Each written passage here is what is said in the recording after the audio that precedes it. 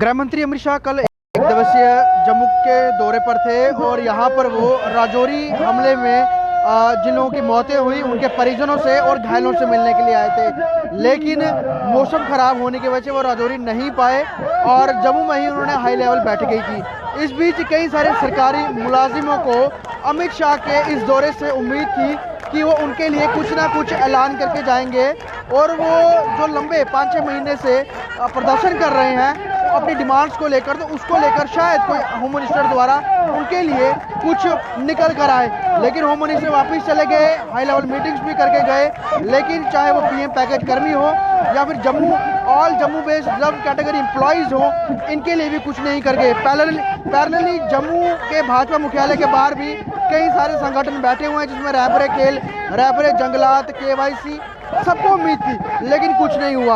आज यहाँ पर Jammu based reserve category employees जो है ये हर दिन की तरह आज भी जो है पनामा चौक में यहाँ पे बैठे हुए हैं और इनके बच्चे छोटे छोटे जो हैं जिनकी कहीं ना कहीं पढ़ाइयाँ जो हैं वो रुकी हुई हैं टारगेट किलिंग की वजह से, ये भी अब हर दिन जो है कहीं ना कहीं अपने माता पिता के साथ आके सरकार के आगे अपील करने का प्रयास करते हैं कि इनको जो है सेफ लोकेशंस पे ट्रांसफ़र किया जाए जब तक टारगेट किलिंग बंद नहीं होती। इस बीच प्रदर्शन जारी है और होम मिनिस्टर से जो उम्मीद थी वो उम्मीद कहीं ना कहीं अधूरी, लेकिन उम्मीद अभी भी बंधी हुई है। इनसे मैं बात करने की कोशिश करूंगा। मुझे ये बताइए, अमित शाह कल आए थे और उम्मीद सबको यही थी कि शायद कुछ ना कुछ करके जाएंगे जो लंबे वक्त से प्रदर्शन कर रहे हैं, चाहे वो Jammu based all Jammu based reserve category employees हों या पीएम पैकेज वाले। कुछ नहीं, कुछ सुना आपने? कुछ आप तक कोई बात पहुंची या कोई सरकारी नुमाइंदा आप तक आया हो लेकर कोई खुशखबरी की, ठीक है जी आपके विषय के ऊपर जो चर्चा हुई है और जल्द कुछ है इसको लेकर निर्णय हो सकता है? शुक्रिया सर आपका। मेरा नाम कुलदीप कुमार है और जैसे कि कल जी गृह मंत्री श्री अमित शाह जी जो है जम्मू कश्मीर पधारे थे और बड़ी उम्मीद थी, जितने भी जो है ये प्रोटेस्ट चल रहे हैं सारे मुलाजमीन को यही उम्मीद थी कि कोई न कोई जो है उनके मुंह से ये बात निकलेगी कि जम्मू कश्मीर के इन मुलाजमीन को जो है जल्द से जल्द जो है इंसाफ दिया जाएगा, लेकिन बहरहाल ऐसा नहीं हुआ। लेकिन फिर आपके माध्यम से ये कहना चाहते हैं कि ये 3-3.5 हज़ार मुलाजमीन जो है कोई ये सोच रहा होगा ये गुमराह होने वाले इंसान है। जनाब, हम गुमराह होने वाले नहीं है। अब इतिहास के पन्ने खोल के पढ़िएगा उनको, चाहे सतयुग के, त्रेता युग के, द्वापर युग के, हमेशा सत्य की जीत हुई है और इसीलिए आज ये कलयुग में जो सत्याग्रह चल रहा है 5 जून से अपने जीवन की सुरक्षा के लिए। और सरकार से हमारी एक गुहार है कि मेहरबानी करके 15 सालों से अगर किसी भी सरकार ने इनके लिए ट्रांसफर पॉलिसी नहीं बनाई है, आप एक ताकतवर सरकार है, आपके पास एक प्रचंड बहुमत में सरकार है और आपसे यही निवेदन किया जाता है कि मेहरबानी करके जल्द से जल्द ट्रांसफर पॉलिसी बनाइएगा। और सर, इन्होंने वादा भी किया कि टाइम बाउंड पीरियड में आपकी ट्रांसफर पॉलिसी लागू की जाएगी। 2022 खत्म हो चुका है, ये 2023 चल रहा है, अभी तक ट्रांसफर पॉलिसी का कोई भी कंक्रीट डॉक्यूमेंट सामने नहीं आया और इसीलिए ये सत्याग्रह जो है आगे बढ़ता ही जा रहा है उसी हिम्मत के साथ, जज्बे के साथ, ताकत के साथ, क्योंकि पूरा सर्व समाज की ये पीड़ा है। सर्व समाज, आप जानते हो कि सर्व समाज जो भी सोशल रिलीजियस ऑर्गेनाइजेशंस हैं वो हमारे से शाना बिशाना खड़ी है और जरूर हमारी जीत होगी। लेकिन अगर ये लोग ये सोच रहे हैं कि ये गुमराह होने वाले, ये यहाँ से धरना प्रदर्शन उड़ जाएंगे, मैं बार बार आपके माध्यम से कह रहे हैं, बार बार ये कह रहे हैं कि आप अपने इतिहास को खराब कर रही हो, बिगाड़ रहे हो। इन मुलाजमीन के साथ, सत्यवादियों के लोगों के साथ आइएगा, अपने इतिहास को बनाइएगा ताकि आपका नाम भी आने वाले कल में इतिहास में सुनहरे शब्दों से लिखा जाए। जब अमित शाह आए थे तो क्या आपके लोगों ने कुछ वहाँ उनसे मिलने का या वहाँ तक पहुँचने का प्रयास किया था, कोशिश की थी उस तरह? सर, हमारी कल भी जो है कोशिश उनसे मिलने की रही थी, उससे पहले भी रह चुकी है, लेकिन आप जानते हो कि मिलने नहीं दिया गया। तो फिर आपके माध्यम से कहना चाहते हैं कि वक्त आ गया है, जो वादा किया है जस्टिस डिलीवरी का कि 26 जनवरी से पहले हमें इंसाफ दीजिएगा, न्याय दीजिएगा, नहीं तो फिर ये धरना प्रदर्शन जो है, ये सर्व समाज की पीड़ा जो है आपको बर्दाश्त करना बहुत ही मुश्किल हो जाएगा। यहाँ पर हजारों लाखों की तादाद में लोग जो है पहुँचेंगे। जम्मू का डोगरा जो है ये झुकने वाला नहीं है, ये जरूर इनकी जल्द से जल्द जो है ये जीत होगी। जी, कुछ महिला कर्मचारी भी हैं, उनसे भी बात करते हैं क्योंकि कल लोहड़ी का त्यौहार था, आज मकर संक्रांति है और बड़े अहम ये दिन रहते हैं। क्योंकि कल के दिन भी आप लोग प्रदर्शन कर रहे थे, आज मकर संक्रांति के धार्मिक तौर पर भी लोग जो हैं वो कई सारे जो इस पूजा विधि में रहते हैं उसके बावजूद भी यहाँ पर और वेजिज़ भी जो कहीं ना कहीं बंद है। सरकार तो ये कह रही है कि बड़े सारे मुलाजिम जो वापस आ चुके हैं, कुछ ही % हैं जो अभी भी जम्मू में प्रदर्शन कर रहे हैं, बाकी ऑलमोस्ट दोबारा ज्वाइन कर चुके हैं। ऐसी स्टेटमेंट्स कहीं ना कहीं आप लोगों का मोरल डाउन करती हैं कि सरकार आपके नैरेटिव के खिलाफ ही कोई एक नैरेटिव जो है वो सामने रख रही है। सर पहले तो बहुत बहुत शुक्रिया आपका। तो सर प्रत्यक्ष को प्रमाण की ज़रूरत नहीं पड़ती, आप देख सकते हो, आप मीडिया भाई बहन जो इस चीज़ का सबूत हो कि हम कर्मचारी जो हैं 228 दिन से यहाँ पर पीसफुल प्रोटेस्ट कर रहे हैं। तो सरकार कहती है कि बहुत सारे एम्प्लॉयज़ ने वहाँ पर ज्वाइन किया है। मैं सरकार से अपनी एडमिनिस्ट्रेशन से एक बात पूछती हूँ कि जब राहुल भट्ट जी या रजनी बाला जी की किलिंग हुई, आप उस समय का जो डाटा है, उस समय का जो हमारा रिकॉर्ड है, मीडिया में कहना इस तरह से बहुत बड़ी बात है। आप चेक कीजिए कि वहाँ पर हमारे कितने एम्प्लॉयज़ थे, वहाँ पर एक भी एम्प्लॉयज़ हमारा वहाँ नहीं रुका, सब हम यहाँ आ गए थे।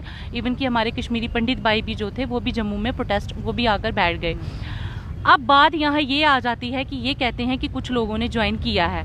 ये अब मैं बात करूंगी कि 6 महीने तक हमारा ये प्रोटेस्ट चल रहा है, आज 228 दिन हो गए हैं। वैसे तो हमारा जो डोगरा एम्प्लॉयज़ है किसी ने भी वहाँ जाकर ड्यूटी ज्वाइन नहीं की, फिर भी अगर प्रशासन कहता है कि बहुत सारे एम्प्लॉयज़ ने ज्वाइन किया है, हो सकता है हमें नहीं पता हो, पीछे के दरवाजे से अगर कोई ज्वाइन करने चला गया हो तो उसके लिए हमारी LG एडमिनिस्ट्रेशन रिस्पॉन्सिबल है, हमारा प्रशासन उन चीज़ों के लिए रिस्पॉन्सिबल है। वो क्यों? क्योंकि 6 महीने तक, 7 महीने तक जिस एम्प्लॉयज़ की सैलरी नहीं आई होगी, आप सोच सकते हो उसके घर का गुजारा कैसे चल रहा होगा। यहाँ हमारे एक भाई हैं, मैं आपको नाम बताऊंगी, कौशल कुमार सर, वो चंडीगढ़ PGI में अपना ट्रीटमेंट करवा रहे हैं, सैलरी बंद है, घर बार बेच के बेचारा पता नहीं किस तरह से अपना ट्रीटमेंट करवा रहा है। एक पिछले दिनों एक एम्प्लॉय से बात हुई, उसका 2 महीने का बच्चा है, उसने रोना स्टार्ट कर दिया, कहता है कि बच्चे के लिए दूध तक के घर में पैसे नहीं है। अब घर वाले भी कह रहे हैं कि आपको यहाँ पर हम सब मरेंगे, वहां अगर वो अकेला जाएगा ड्यूटी देने तो अकेला मरेगा। तो ये हमारी एडमिनिस्ट्रेशन ने उनको मजबूर कर दिया। देखिए हमारी जो लड़ाई थी ये सैलरी को लेकर नहीं थी, जब हमने प्रोटेस्ट स्टार्ट किया हम कोई सैलरी के लिए नहीं बैठे थे, आज भी हम सैलरी के लेकर, हमारा सैलरी मैटर नहीं था। सरकार ने खुद इस एक इशू को, जो ट्रांसफर पॉलिसी का इशू था, उसको सरकार ने 2 बना दिए, सैलरी का इशू भी बना दिया और ट्रांसफर पॉलिसी का भी इशू बना दिया। अब हम भी यही कहते हैं कि वो आए हमारे घर में, कभी हम उनको देखते हैं तो कभी अपने घर को देखते हैं, लेकिन अफसोस इस बात का है कि ना तो वो ट्रांसफर पॉलिसी लेकर आए तो ना वो सैलरी लेकर आए। फिर भी उम्मीद से और भरोसे से हर नई सुबह का जब सूरज निकलता है तो हम चल पड़ते हैं अपने मिशन की ओर, क्योंकि हम झुकने वाले नहीं हैं। जैसे सर ने कहा, हम सत्यवादी लोग हैं और हर युग में सत्य की ही जीत हुई है और ये एक कड़वा सच है, इसको सरकार को स्वीकार करना ही पड़ेगा। जम्मू कश्मीर में पॉपुलर गवर्नमेंट नहीं है, अगर पॉपुलर गवर्नमेंट होती, जनता के चुने हुए नुमाइंदे होते तो शायद इतना लंबा ये प्रदर्शन नहीं जाता।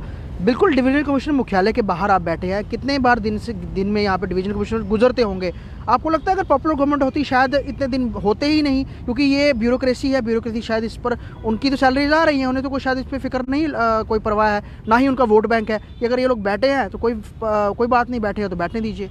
सर जो हमारे ब्यूरोक्रेट्स हैं ना, अगर हम उनको देखेंगे तो वो इतने बड़े बड़े एग्जाम क्वालिफाई करके जिन ओहदों पे आज बैठे हुए हैं, और अगर हम अपनी LG एडमिनिस्ट्रेशन की बात करेंगे तो आपने कहा कि प्रॉपर गवर्नमेंट नहीं है, हमारे LG साहब इतने इंटेलेक्चुअल हैं और इतने, वो मैं कहती हूँ जम्मू कश्मीर के इस समय वो मालिक हैं इस रियासत के, इतनी बड़ी रियासत की जिम्मेदारी उनके सिर पे है, और उन्होंने हमारी इस डिमांड को, जिसको 15 साल से किसी ने माना ही नहीं कि इंटर डिस्ट्रिक्ट में अगर रिक्रूटमेंट होती है तो ट्रांसफर पॉलिसी होनी चाहिए, उन्होंने खुद हमारी डिमांड को जस्टिफाई किया, तभी कमेटी बनाई। लेकिन बाद में हमें वो समझ नहीं आई कि वो जो कमेटी थी उसने अपना काम क्यों नहीं किया। लेकिन आज फिर भी हम ये उम्मीद करते हैं, LG साहब से उम्मीद करते हैं कि LG साहब आप हमारे लिए, जिस कमेटी का आपने गठन किया था, आप हमारे लिए ट्रांसफर पॉलिसी बनाइए और जल्दी से जल्दी लागू कीजिए। और हमारे जो यहाँ के बहुत ही दिग्गज नेता हैं जो खुद वॉलंटरली हमारी मदद के लिए आगे आए, जिनको हमारा ये जो दर्द था, ये परेशानी जो थी वो देखी नहीं गई। वो क्यों नहीं देखी? क्योंकि वो हमारे ही समाज का हिस्सा है।